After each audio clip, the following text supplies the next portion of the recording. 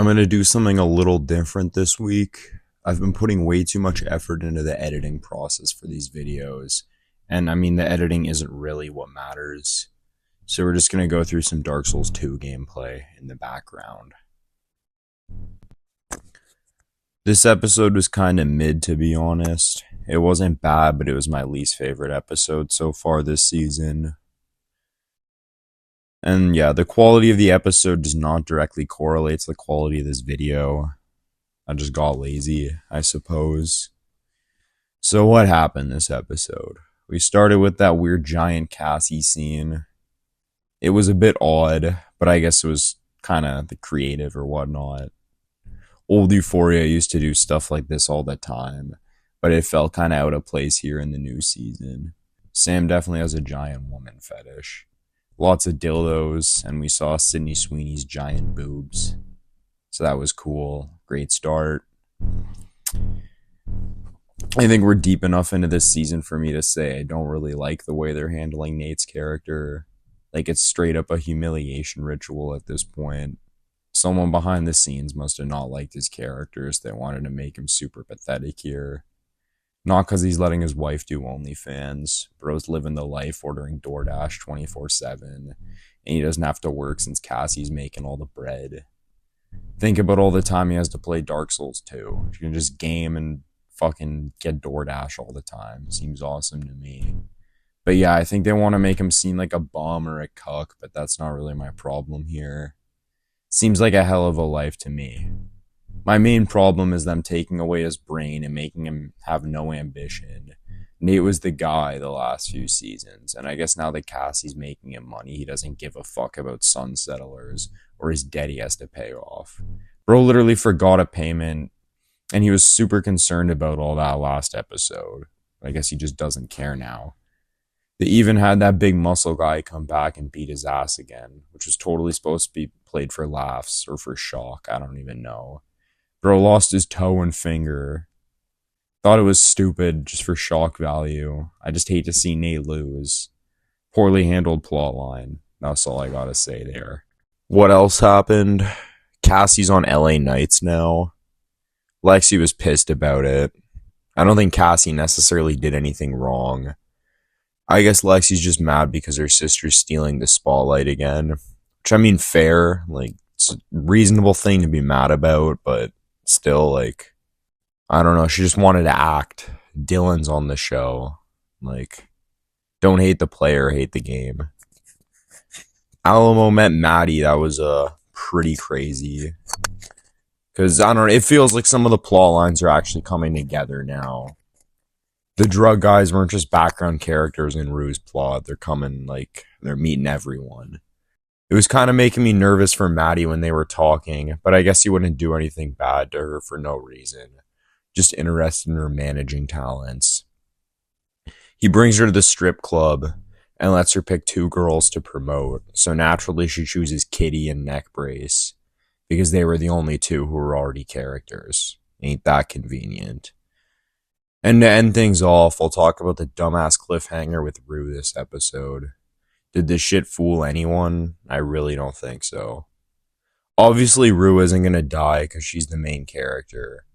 Even if they were gonna kill her off, wouldn't it be better to end the episode with her head getting smashed in instead of, like, cutting away? Because if it opens with her dying, like, it's just gonna be stupid. But, I mean, when it opens and she's fine, then, like, it's gonna be stupid too. I don't know what, like, excuse they're gonna come up with for why she lives.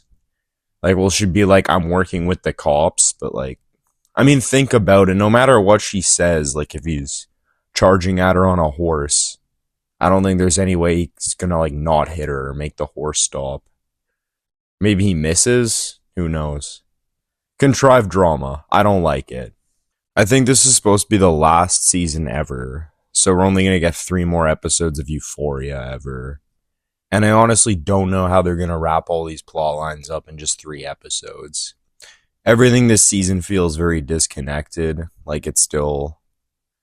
Like, I still feel like we're in the build-up stage instead of a plot which is building to something. I'll still be optimistic, but I'm worried they're going to ruin my favorite teen drama. We barely had any Cal this season. Come on, guys. I mean, yeah, like I don't even really have predictions because I have no idea what the season's building to.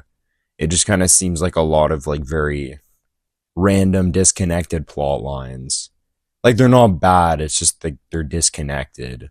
Like what does Nate having debt have to do with Rue being involved with drug gangs and Lexi in a show? Like the only similarity any of these characters have is that they all went to high school together. And now they're just like they're all in LA and they're all doing their own thing. Oh, and also, what happened to Ali? Like, bro was on the poster. Like, we only saw him in that, like, one scene in episode 1. And there's that shot in the trailer where he's, like, in the hospital, like, freaking out. Like, I was out here thinking bro was gonna relapse, but maybe they just put that shit in the trailer for, like, shock value to keep our interest. Because, yeah, that's kind of what I've been noticing. Like, I feel like they threw a lot of random shit into the trailer just to keep all our attentions. Like, I don't know, like Bloody Nate and like that guy getting chopped up by Bishop in the bathtub. Like, because now it's like I'm going into the show expecting these things to happen instead of like going in blind and then being surprised when it happened. And especially with that guy getting chopped up in the bathtub, it was like so. It was so inconsequential to like anything. So why did we even not just in the trailer, but like the episode recap? They're just like, yeah, some shit's gonna go down, and it was just like a one-off gag. Like, I mean, it doesn't matter. He was like a background character, but it's just like, yeah, I don't know. But yeah, this was my speed run review. I felt like I was putting way more effort. Actually, let me back up for a second. So yeah, just with my other videos, I feel like I was putting a lot more effort into the editing process than the actual script itself. And the script is probably what matters more. I like it's not like I put effort into this script either. Like this is barely even scripted. I just kind of wrote some random talking points and now I'm just talking around those.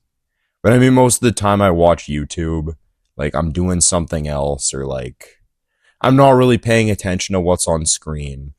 So it made me feel kind of stupid because I'm like kind of rushing the script writing process just to spend like days putting these shitty edits together.